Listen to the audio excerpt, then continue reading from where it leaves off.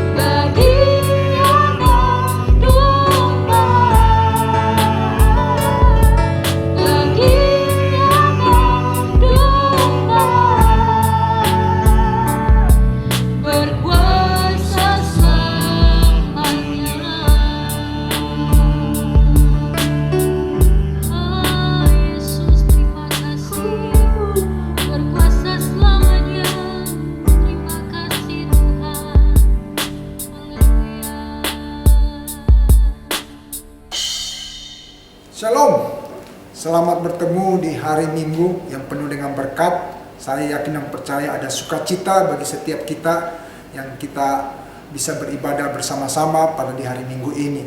Mari satukan hati kita dan kita akan berdoa bersama-sama dan kita akan mendengarkan kebenaran firman Tuhan di pagi hari yang indah ini. Kita berdoa. Bapa kami yang ada di surga, kami berdoa pada pagi hari ini. Tuhan melawat kami, Tuhan yang mempersekutukan kami pada pagi hari ini, sehingga kami bisa beribadah bersama-sama Tuhan. Dan kami akan mendengarkan kebenaran firman Tuhan. Engkau sampaikan, urapi hamba-Mu Tuhan, urapi juga jemaat-Mu yang mendengarkan kebenaran firman Tuhan pada pagi hari ini Tuhan.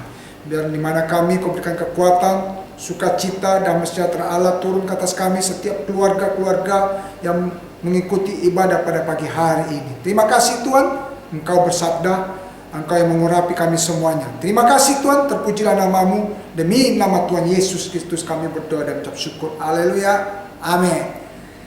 Shalom, shalom. Tuhan Yesus memberkati kita semuanya di pagi yang indah ini. Beberapa hari lagi kita akan merayakan ulang tahun kemerdekaan dari negara kita, Republik Indonesia, di mana kita akan mengalami sesuatu hal yang luar biasa di hari-hari kemerdekaan ini.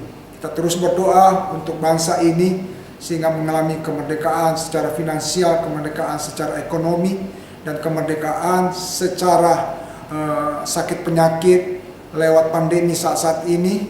Kita berdoa terus, kita bawa ke dalam tangan Tuhan ke depannya, sehingga pandemi ini semakin lama semakin menurun dan kita mengalami kemerdekaan secara kesehatan yang baik seluruh masyarakat Indonesia yang ada.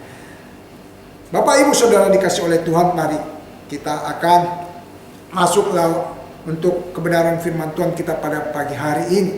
Pagi hari ini saya akan berbicara tentang cinta yang buta. Apa arti kata cinta buta? Cinta buta mungkin bisa diartikan sebagai rasa cinta yang tidak berdasarkan alasan yang bisa diterima akal sehat. Selain itu, kejadian di mana seseorang jatuh cinta kepada orang lain yang tidak benar-benar dikenal. Dalam pandangan umum mungkin adalah sesuatu yang menunjukkan bahwa cinta itu buta. Atau bahasa Inggrisnya dikatakan love is blind. Banyak orang berpendapat bahwa cinta itu pada umumnya seharusnya tidak buta. Dan manusia yang jatuh cinta tidak seharusnya membabi buta. Memang jika dua insan bisa jatuh cinta tanpa mengenal dan mengetahui sifat masing-masing, itu tentunya membawa risiko. Dan orang yang tahu bahwa orang yang disenanginya adalah buruk sifatnya, tetapi tetap bertekad untuk hidup dengan orang itu, tentunya adalah orang yang buta pikirannya. Cinta itu buta, begitulah yang sering dikatakan oleh banyak orang ketika kita sedang dimabuk cinta. Di sudut hati Anda yang terdalam, kita mungkin tidak bisa lari dari kenyataan bahwa cinta itu buta. Cinta mampu membutakan hati dan logika kita yang sebelumnya bekerja dengan baik. Mampu memilih dan menilai mana yang boleh, yang tidak boleh, dan yang memang seharusnya dilakukan. Namun ketika cinta datang bertubi-tubi, semua hal menjadi terlalu indah untuk ditinggalkan, terlalu bahagia untuk ditolak. Hasilnya, hati dan logika sudah tidak sejalan lagi. Inilah yang dinamakan cinta buta. Ekses kasus yang kita banyak mendengarkan di akhir-akhir ini, dan banyak kejadian yang menimpa, tidak sedikit banyak menimpa kehidupan manusia, bahwa dengan ekses dan akibat dari cinta buta itu bisa memakan korban, ya, baik korban jiwa, korban perasaan, dan korban yang lain. Kita baru-baru mendengarkan bahwa kejadian seorang perempuan ditolak cintanya dan tidak direstui oleh orang tuanya. Apa akibatnya? Dia membakar rumah daripada sang kekasihnya itu dan memakan korban 3 nyawa. kekasihnya meninggal dan kedua orang tuanya juga meninggal. Kenapa diperbuat oleh orang yang mengalami kecintaan begitu? Padahal cinta seharusnya murni. Cinta itu harusnya sejati, suci. Tetapi itulah dinamakan cinta buta. Karena sang perempuan ini membakar karena ditolak cintanya, tidak direstui oleh orang tua. Dan perempuan ini telah hamil, telah mengandung. Nasi sudah jadi bubur. Kejadian yang sudah terjadi, apa mau dikata? Inilah ekses dan akibat yang terjadi. Banyak hal kalau saya mau ceritakan tentang kasus-kasus yang menimpa orang yang mengalami cinta buta.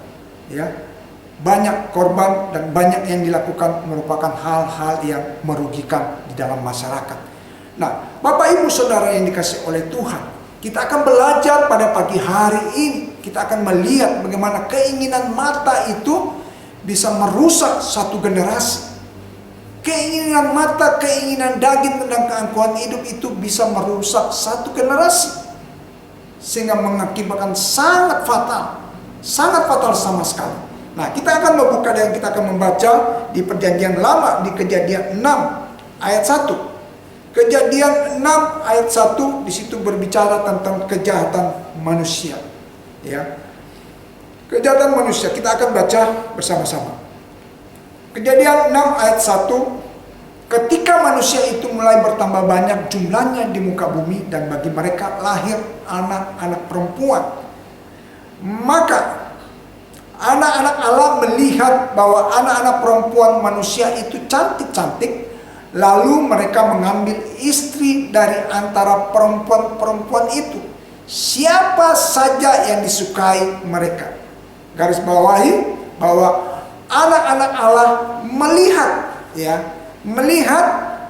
bahwa anak-anak perempuan manusia itu cantik-cantik, lalu mereka mengambil istri dari antara perempuan-perempuan itu, siapa saja yang disukai mereka. Siapa saja yang disukai oleh mereka, mereka ambil jadi istri. Karena apa? Karena mereka melihat.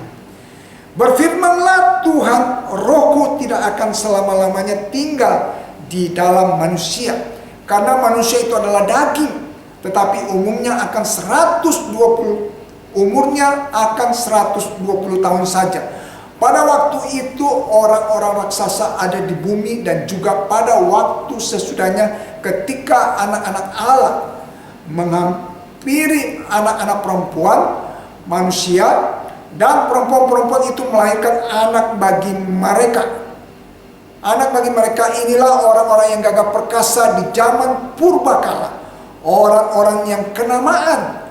Ketika dilihat Tuhan bahwa kejahatan manusia besar di bumi, dan bahwa segala kecenderungan hatinya selalu membuahkan kejahatan semata-mata, maka menyesallah Tuhan bahwa Ia telah menjadikan manusia di bumi, dan hal itu memilukan hatinya.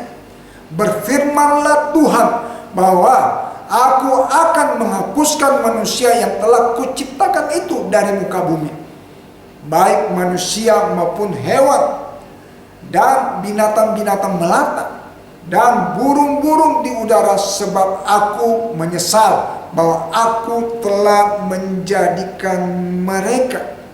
Tetapi Nuh, ayat yang ke-8, Nuh mendapat kasih karunia di mata Tuhan. Terang dan gelap tidak dapat bersatu. Jelas, terang dan gelap tidak dapat bersatu, karena kegelapan akan berusaha menguasai terang itu. Hiduplah senantiasa dalam terang, maka kegelapan akan tersingkirkan. Semakin banyak penduduk di bumi, maka semakin kompleks pula keadaannya. Kita telah membaca di Kejadian 6 ayat 1 dan seterusnya, semakin banyak penduduk maka semakin kompleks pula keadaannya. Dunia yang dalam cengkeraman kuasa dosa menawarkan berbagai macam cara untuk memuaskan keinginan daging, keinginan mata, keangkuhan hidup. Keturunan Set yang diceritakan sebagai anak-anak Allah karena mereka hidup bersekutu dengan Tuhan, tetapi mereka tidak dapat mengendalikan keinginan matanya. Mereka melihat bahwa anak-anak manusia yang merupakan keturunan Kain itu cantik-cantik. Mereka lalu mengambil perempuan-perempuan itu sebagai istri mereka. Siapa saja yang mereka sukai untuk dikawini. Percampuran ini menghasilkan keturunan yang gagah perkasa dan kenamaan. Ada pepatah mengatakan bahwa dari mana datangnya cinta? Dari mata turun ke hati. Dilihat, dipandang baik. Keinginan mata kalau tidak dijaga itu bisa berbahaya. Ya, percampuran ini menghasilkan keturunan yang gagah perkasa dan kenamaan. Saya mau sampaikan lagi bahwa orang-orang yang gagah perkasa di sini menunjukkan bahwa mereka adalah orang-orang yang mempunyai kekuatan fisik yang luar biasa atau kepandaian berkelahi yang hebat, sedangkan orang-orang kenamaan menunjukkan bahwa mereka terkenal karena jahatnya. Kenamaan artinya menunjukkan bahwa mereka terkenal karena jahatnya. Jadi perkawinan campuran itu menyebabkan orang berdosa makin banyak. Sehingga melihat hal ini maka menyesallah Tuhan. Menyesal Tuhan telah menjadikan manusia dan hal ini memilukan hatinya. Tuhan pun ingin memusnahkan manusia, tetapi Nuh mendapatkan kasih karunia Tuhan. Nuh adalah orang yang hidup dalam kebenaran, hidup benar dan tidak melakukan perbuatan yang tercela, bergaul dengan Tuhan serta taat pada perintah Tuhan, sehingga ia dan keluarganya selamat dari air bah. Tuhan pilih Nuh menjadi anak-anak Allah. Saudara yang dikasih oleh Tuhan, menjadi anak-anak Allah tidak menjamin kita untuk tidak jatuh dalam keinginan dosa. Saya ulang lagi, menjadi anak-anak Allah tidak menjamin untuk kita tidak jatuh dalam keinginan dosa. Tetapi hanya dengan menjaga hidup benar, tidak bercela dan bergaul dengan Tuhan serta taat pada perintah Tuhan, maka kita akan menikmati kasih karunia Tuhan seperti ini. Saya ulang, Bapak Ibu Saudara yang dikasih oleh Tuhan, menjadi anak-anak Allah tidak menjamin untuk kita tidak jatuh dalam keinginan dosa. Tetapi hanya dengan menjaga hidup benar, tidak bercela dan bergaul dengan Tuhan serta taat pada perintah Tuhan, maka kita akan menikmati kasih karunia Tuhan seperti ini. Bapak Ibu yang dikasih oleh Tuhan, kita telah melihat bahwa bagaimana anak-anak Set, anak-anak Allah pada zamannya itu, zaman purbakala, mereka adalah hidup bergaul sama dengan Tuhan. Mereka dikatakan anak-anak Allah. Tapi ketika bertemu dengan anak-anak Kain, anak-anak manusia yang cantik rupawan, keinginan mata timbul. Keinginan mata timbul. Karena apa? Dari mata turun ke hati. Itulah jatuh cinta. Cinta mereka udah membabi buta. Padahal mungkin pada saat itu ada larangan, ada nasihat supaya tidak bergaul dengan keturunan daripada Kain. Tidak kawin campur, tetapi mereka melakukan juga. Itu dinamakan cinta buta. Seringkali anak-anak dikasih tahu ketika saat-saat pacaran, mereka tidak mau mendengarkan. Kenapa? Mereka sudah terbelenggu dengan namanya cinta buta. Dan mereka tidak membuka mata lebar-lebar, mereka tidak memakai rasio, mereka tidak memakai logika lagi. Bapak Ibu yang saudara dikasih oleh Tuhan, dengan cinta buta ini kita melihat bagaimana mereka melakukan kejahatan. Kita telah baca di kejadian 1 situ, kejadian 6 ayat 1 dan seterusnya sampai yang ke-8, kita melihat bahwa mereka telah melakukan dosa-dosa yang luar biasa, yang menyakiti hati Tuhan, memilukan hati Tuhan. Dengan cinta buta, dengan keinginan mata dan keinginan daging mereka, nafsu mereka, dan keangkuhan hidup, dan mereka melakukan kejahatan-kejahatan sehingga membuat Tuhan marah, sehingga membuat Tuhan ingin menghapus dan membinasakan mereka semua. Nah, mari kita melihat Nuh mendapat kasih karunia di mata Tuhan. Kita lihat hanya Nuh yang mendapat kasih karunia di mata Tuhan dan diselamatkan oleh Tuhan. Kalau kita akan melihat pembacaan firman Tuhan pada pagi hari ini, nah seterusnya mari kita lihat bahwa Mari kita belajar dari Nuh apa yang dilakukan pada zamannya yang penuh dengan kejahatan dan pergolakan hidup yang keras. Kita lanjut membaca di ayat yang ke-9 ya. Di ayat yang 9 di situ inilah riwayat Nuh. Nuh adalah seorang yang benar dan tidak bercelah di antara orang-orang sesamanya, dan Nuh itu hidup bergaul dengan Allah. Ya, Nuh adalah orang hidup yang benar, tak bercacat, tak bercelah, dan hidup sungguh-sungguh. Ya, kebenaran ada di dalam kehidupan Nuh dan tidak ada pun apa yang dilakukan yang menyakitkan hati Tuhan. Dan dia hidup bergaul dengan Allah. Ya, hidup bergaul dengan Allah, kecintaannya kepada Tuhan luar biasa. Bukan cinta buta, tapi dia punya kecintaan pure, murni kepada Tuhan. Dia intim, keintiman sama dengan Tuhan. Mazmur 91 ayat yang ke-14 di situ berkata, sungguh hatinya melekat kepadaku, maka aku akan meluputkannya, aku akan membentenginya sebab ia mengenal namaku. Mazmur 91 dalam lindungan Allah di situ dikatakan bahwa orang yang sungguh melekat hatinya kepadaku, maka aku akan meluputkannya, aku akan membentenginya sebab ia mengenal namaku.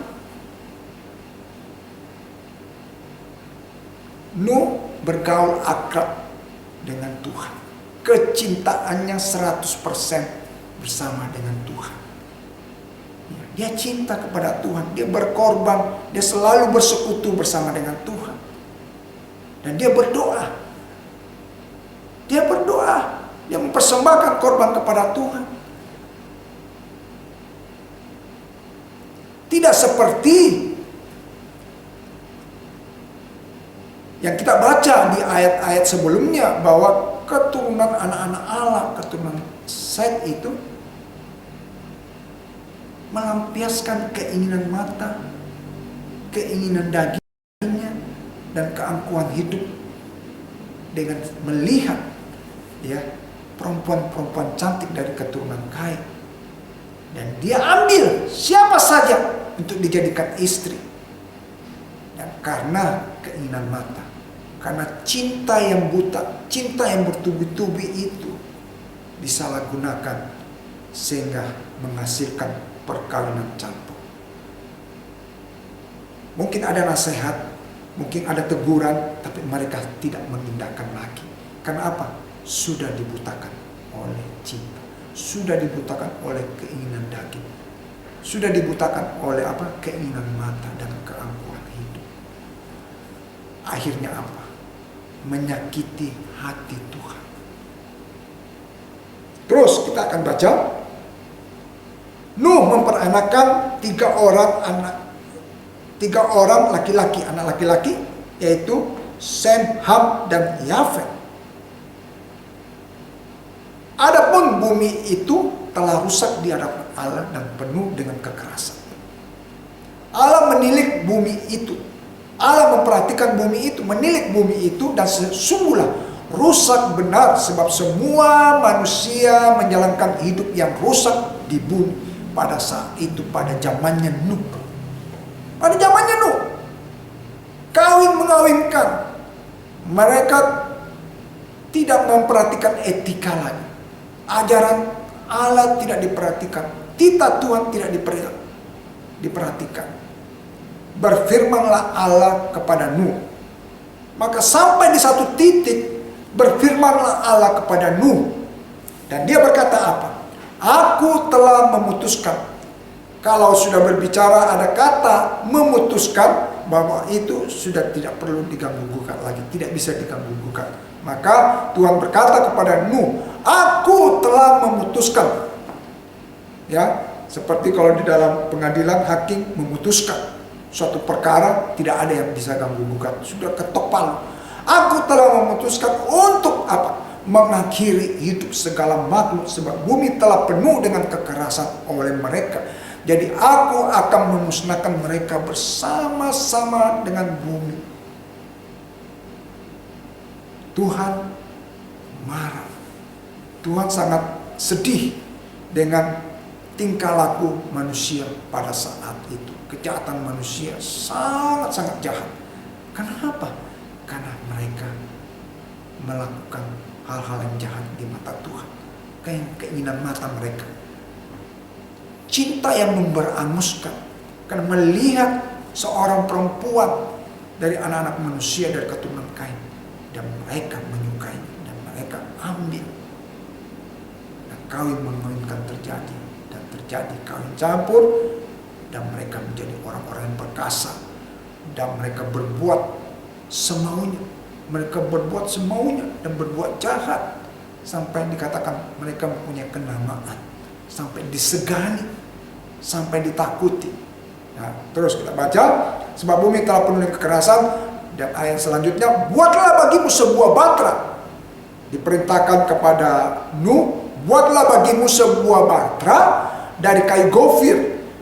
Batra itu harus kau buat berpetak-petak, ya, berpetak-petak, dan harus kau tutup dengan pakal dari luar dan dari dalam. Beginilah engkau harus membuat batra itu 300 hasta panjangnya dan 50 hasta lebarnya dan 30 hasta tingginya. Buatlah atap pada batra itu dan selesaikan batra itu sampai sehasta dari atas dan pasanglah pintunya pada lambungnya. Buatlah batra itu bertingkat bawah, tengah, dan atas. Sebab sesungguhnya aku akan mendatangkan air bah meliputi bumi untuk memusnahkan segala yang hidup dan bernyawa di kolong langit. Segala yang ada di bumi akan mati binasa. Tetapi dengan engkau aku akan mengadakan perjanjianku dan engkau akan masuk ke dalam batra itu, engkau bersama-sama dengan anak-anakmu dan istrimu dan istri anak-anakmu, dan dari segala yang hidup dari segala makhluk dan dari semuanya itu haruslah engkau bawa satu pasang dan batra itu supaya terpelihara hidupnya bersama-sama dengan engkau, jantan dan betina harus kau bawa, dan seterusnya di ayat yang itu. Lalu Nuh melakukan semuanya itu tepat seperti yang diperintahkan Allah kepadanya. Demikianlah dilakukannya. Ketika Tuhan berfirman, aku telah memutuskan dan diperintahkanmu untuk membuat batra, dikasih tahu secara detail bahwa apa yang harus dilakukan oleh Nuh. Nuh melakukannya tanpa banyak alasan. Dia lakukan saja. Dikatakan di ayat yang terakhir di situ, lalu Nuh melakukan semuanya itu tepat seperti yang diperintahkan Allah kepadanya. Demikianlah dilakukannya.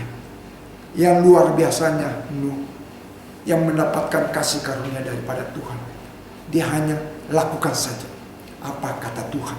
Dia lakukan saja tanpa dia protes, tanpa dia bertanya-tanya kepada Tuhan. Dia lakukan saja apa kata Tuhan.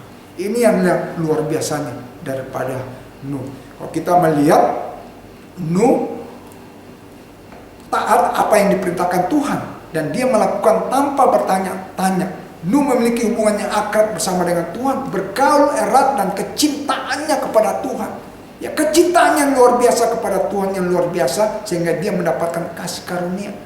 Bukan cinta buta. Dia punya cinta pure, murni terhadap Tuhan karena hatinya melekat kepada Tuhan dan dia bergaul erat dan bergaul akrab bersama dengan Tuhan. Pagi, siang, dan malam dia terus berdoa kepada Tuhan dan dia bertanya kepada Tuhan selalu. Mungkin dia memuji dan menyembah Tuhan. Dia bermazmur, dia bersyukur kepada Tuhan. Dan Tuhan lihat dia adalah orang yang benar, tak bercela dan bergaul akrab bersama dengan Tuhan. Salah satu keturunan Set yang luar biasa adalah Nuh yang dipilih oleh Tuhan dan mendapatkan kasih karunia. 1 Petrus 1 ayat 8 dan 9 berkata, sekalipun kamu belum pernah melihat dia, namun kamu mengasihinya. Nah, sekalipun kamu belum melihat dia, belum melihat Tuhan, namun kamu mengasihinya. Ini adalah cinta yang murni, cinta yang pure, yang murni. Bukan cinta buta. Kamu percaya kepada dia tanpa melihat bentuknya. Beriman bahwa ada Tuhan dan mengasihi dia, mencintai dia dengan sepenuh hati. Kamu percaya kepada dia sekalipun kamu sekarang tidak melihatnya. Kamu bergembira karena sukacita yang mulia dan yang tidak terkatakan. Itu yang dikatakan 1 Petrus 1 ayat 8 dan 9. Bapak Ibu Saudara yang dikasihi oleh Tuhan, kita mengalami perjalanan kehidupan kita di masa-masa pandemi ini. Mungkin kadang kita sulit, tapi kita mencintai Tuhan, kita mengasihi Dia, dan kita beriman kepada Tuhan. Nah, karena kamu telah mencapai tujuan imanmu, yaitu keselamatan jiwamu, yang dikatakan di ayat yang ke-9.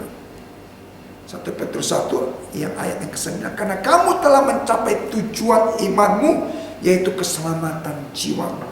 Di Ibrani 11 ayat 7 pun berkata, Ibrani 11 ayat 7 pun berkata, karena iman, maka Nuh dengan petunjuk Allah tentang sesuatu yang belum kelihatan.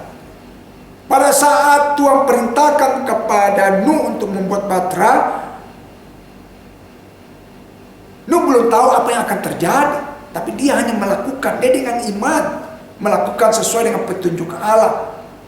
Dengan taat mempersiapkan bahtera untuk menyelamatkan keluarganya. Dan karena iman itu ia menghukum dunia, dan ia telah ditentukan untuk menerima kebenaran sesuai dengan imannya. Oleh iman Nuh, maka Nuh diselamatkan. Mari terus lagi saya mencatat ada beberapa hal ketika orang mengalami kasih karunia Tuhan. Pertama, Allah merancangkan kebaikan dan menuntun hidup kita. Allah merancangkan kebaikan dan menuntun hidup kita. Dalam kehidupan kita saat ini bisa jadi kita mengalami sebuah permasalahan, apalagi masalah-masalah yang berat. Seperti Nuh pun mengalami masalah berat pada saat itu. Banyak kejahatan di kanan kiri, di depan, di belakang, dihadapi banyak orang-orang jahat. Masalah yang begitu berat. Di saat pandemi ini dalam kehidupan kita juga sehari merasa diperlakukan tidak adil atau dicurangi dan bahkan diperlakukan secara buruk, mungkin difitnah. Tetapi mari kita yakini bahwa Allah tetap merancangkan yang baik dalam hidup kita. Dia tetap mengasihi kita, Dia tetap mengasihi umatnya, Dia tetap mengasihi penuh. Karena begitu besar kasih Allah, karena Dia mengasihi dunia ini, karena Dia menyerahkan nyawanya, memberikan anaknya. Pada saat itu pun Dia mengasihi, tetapi Dia mungkin sangat menyesal dan Dia melakukan itu. Dia begitu kejahatan manusia yang begitu besar dan begitu memilukan hati Tuhan, sampai Dia memutuskan Dia akan memusnahkan semua kehidupan. Yang selamat hanya 8 orang keluarga daripada Nuh, dan mungkin binatang-binatang di air. Dan disuruh kumpulkan binatang-binatang. Allah merancangkan kebaikan. Mungkin kita menghadapi persoalan masalah dalam kehidupan ini dengan saat-saat begitu berat, ya, usaha tidak lancar, ya, pekerjaan di PHK, dan tidak ada tidak ada income yang masuk, tidak ada sesuatu hal yang bisa kita dapatkan lewat saat-saat keuntungan, tidak ada. Tapi mari bersama, Tuhan pasti memberikan yang terbaik untuk kita, merancangkan yang baik dalam hidup kita. Di dalam Kejadian 50 ayat yang ke-20 berkata di situ, memang kamu telah mereka-rekakan yang jahat terhadap aku, tetapi Allah telah mereka-rekakannya untuk kebaikan, dengan maksud melakukan seperti yang terjadi sekarang ini, yakni memelihara hidup suatu bangsa yang besar. Yusuf dapat melihat suatu rancangan yang besar. Rancangan yang besar direncanakan Allah bagi Yusuf dan keluarganya. Proses terjadi sangat menyakitkan yang terjadi bagi Yusuf. Maupun Nuh menghadapi proses ketika dia disuruh buat bahtera, mungkin diejek, mungkin diolok, mungkin difitnah, ya, mungkin dilempari batu atau apa, mungkin dikata-katai, ya, orang gila, ya, membuat bahtera di atas gunung. Tapi apa yang terjadi? Nuh sangat setia melakukan itu. Dan lihat juga Yusuf yang kita telah baca di Kejadian 50 ayat 20, dikatakan, memang kamu telah mereka-rekakan yang jahat terhadap aku, tetapi Allah telah mereka-rekakannya untuk kebaikan, dengan maksud melakukan seperti yang terjadi sekarang ini. Dan Yusuf diselamatkan, Yusuf menghadapi suatu rancangan yang besar yang direncanakan Allah untuk Yusuf dan keluarganya. Kalau kita baca untuk riwayat daripada Yusuf sangat luar biasa. Dan Mazmur 37 ayat yang 23 di situ dikatakan juga Tuhan menetapkan langkah-langkah orang yang hidupnya berkenan kepadanya, ya, merancangkan kebaikan, dan Tuhan juga menuntun hidup daripada orang-orang yang dikasihi. Kejadian Mazmur 37 ayat 23 di situ dikatakan Tuhan menetapkan langkah-langkah orang yang hidupnya berkenan kepadanya. Tuhan merancangkan yang baik, dan Tuhan juga menuntun kehidupan anak-anaknya, menetapkan langkah-langkah dari setiap anak-anaknya untuk menghadapi setiap persoalan yang berat. Yang kedua, tetap memiliki kepercayaan dan keyakinan. Kita harus mempunyai keyakinan dan kepercayaan bahwa ketika Allah menyuruh kita melakukan sesuatu yang berat, ya, sesuatu yang berat, sekalipun itu terlihat sesuatu yang tidak mungkin, mustahil, tapi kita kerjakan dengan ketaatan. Kita kerjakan penuh dengan ucapan syukur. Kita tidak mengomel dan kita mengucap syukur kepada Tuhan. Mungkin berat secara daging, mungkin berat secara, tetapi tidak ada yang mustahil bagi Tuhan. Ketika yang pasti Allah katakan bahwa kita pasti bisa melakukannya bersama dengan Allah. Seperti Yosua ayat 1 ayat 9 di situ dikatakan, bukankah telah kuperintahkan kepadamu, kuatkan dan teguhkan hatimu, janganlah kecut dan tawar hati, sebab Tuhan Allahmu menyertai engkau kemanapun engkau pergi.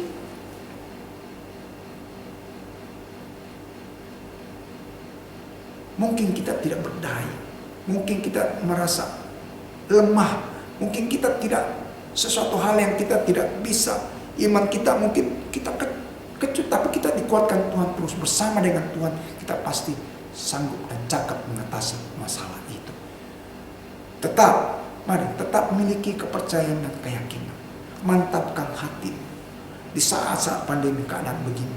Mantapkan hati kita. Hati kita jangan tercemar. Kecintaan kita kepada Tuhan sungguh-sungguh 100%. Jangan kecut hati. Ketika hati kita sudah kecut, ketika hati kita sudah tawar, ketika hati kita sudah sakit, kecintaan kita tidak 100% lagi. Kecintaan kita kepada Tuhan, mengasihi Tuhan tidak sepenuh hati lagi. Penuh dengan apa? Omelan, penuh dengan apa?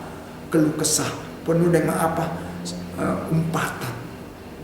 Itulah akan menjauhkan kita dari kasih karunia Tuhan. Tetapi kalau kita memantapkan kepercayaan kita, ketika ada masalah, Tuhan terima kasih. Ketika ada problem, ketika ada sakit penyakit, ya Tuhan, aku serahkan semuanya ke dalam tangan-Mu. Setiap pagi kita berdoa, Tuhan ampuni aku, tuntunlah jalan, berikan aku kepercayaan lebih lagi kepadamu Tuhan. Kita berdoa kepada Tuhan, kita lihat hasilnya. Pak Tuhan katakan, kuatkan dan teguhkan hatimu, jangan kecut dan tawar hati. Karena dari hati disitulah terpancar kehidupan. Hati-hati dengan hati kita. Sangat berbahaya ketika hati kita sudah buta, hati kita lagi sudah tawar, hati kita sudah tercemar. Kita tidak akan mengekspresikan cinta yang 100%. Kita akan mengalami cinta yang buta. Tapi Tuhan menghendaki kita bukan cinta buta, tetapi cinta sejati, mengasihi Tuhan sesungguh-sungguhnya dalam setiap kehidupan kita. Yang ketiga, berbicara tentang Allah memperlengkapi kita. Kita lihat Nuh diperlengkapi oleh Tuhan untuk membuat bahtera. Diberikan hikmat secara detail, diatur, disampaikan, diberitahukan secara teknis, dan secara skill juga dimampukan, diberikan kemampuan oleh Tuhan. Allah memperlengkapi seluruh kehidupan kita ini, terutama hati kita. Memperlengkapi hati kita dengan apa? Belajar untuk mengasihi orang, belajar untuk mencintai sesama, dan terlebih kita mencintai kepada Tuhan. Kasihilah Tuhan alam, hukum Tuhan. Kasihilah Tuhan alam dengan segenap hatimu. Yang hukum yang kedua, kasih sesama kita. Biarlah cinta kita pure, murni di saat-saat di akhir zaman ini. Jangan dibutakan oleh ilah zaman. Jangan dibutakan oleh dengan keinginan mata, keinginan daging, dan keangkuhan hidup. Itu yang akan menjerumuskan kita. Itu yang akan membuat hati kita hancur, membuat hati kita tawar, membuat hati kita kecut dan tidak percaya lagi kepada Tuhan. Tapi kalau kita sungguh-sungguh melekat kepada Tuhan, dan kita akan diperlengkapi dengan hati yang sungguh-sungguh bisa mengasihi Tuhan dan mengasihi sesama kita. Dalam kehidupan ini mungkin kita mengalami hal-hal yang sulit, mungkin kita juga menghadapi ketakutan yang tertentu, tetapi kita harus tetap melangkah. Hidup ini harus melangkah. Hidup ini harus melangkah. Tidak boleh kita tidak melangkah. Kita harus menghadapi. Kita menghadapi pandemi ini. Iya, kita harus hadapi. Banyak orang takut. Banyak orang tidak mau membicarakan tentang COVID ini. Tapi saya mau katakan bahwa kita harus hidup nantinya berdampingan dengan COVID. Kita harus mengetahui ini penyakit yang serius. Kita harus waspadai, kita harus sungguh-sungguh, dan kita minta hikmat Tuhan untuk menghadapi saat-saat yang demikian genting ini. Dengan sebuah keyakinan bahwa Allah tidak kekurangan cara ketika kita mengalami masalah dalam kehidupan ini. Bahwa Allah itu, kita punya keyakinan bahwa Allah tidak kekurangan cara untuk memperlengkapi kita dan memampukan kita. Yosua di awal kepemimpinannya juga mengalami ketakutan. Dia takut. Sehingga Allah sebanyak 3 kali mengatakan, kuatkan dan teguhkan hatimu. Kuatkan dan teguhkan hatimu. Kuatkan dan teguhkan hatimu, Yosua. Tuhan berkata kepada Yosua. Tapi pada akhirnya kita dapat melihat bahwa dalam kepemimpinan Yosua banyak mengalami kemenangan yang luar biasa. Kenapa? Yosua menetapkan iman dia. Dan Tuhan selalu memperingati kepada Yosua. Bapak, Ibu, Saudara dikasih oleh Tuhan, mari kita punya kecintaan yang 100% kepada Tuhan. Kita pure mengasihi Tuhan. Kalau kita pure mengasihi Tuhan seperti Nuh, ya orang yang benar, tak bercelah, dan hidup bergaul akrab dengan Tuhan, kecintaannya, keintimannya bersama dengan kasihnya kepada Tuhan.